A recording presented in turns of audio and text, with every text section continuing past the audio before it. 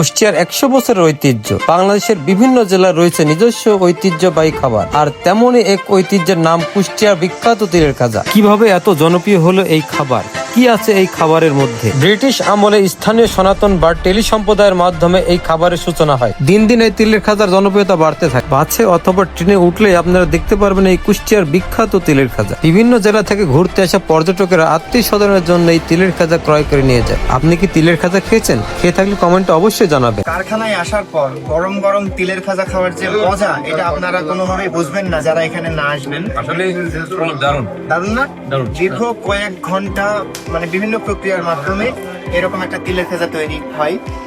মানে আপনারা বাস ট্রেনে কিন্তু তিলের খাজা দেখেন, তিলের খাজা মানেই মনে করেন কুষ্টিয়ার। যদিও কুষ্টিয়া তিলের খাজা এই লেভেলটা আপনারা দেখতে পান, অনেকেই অনেক তিলের খাজাই কিন্তু কুষ্টিয়ার তৈরি না। এই তিলের খাজাটা আপনারা দেখেন কি দারুণ, আর খাইতেও অনেক সুস্বাদু। ধন্যবাদ ভিডিওটি শেষ পর্যন্ত দেখার জন্য।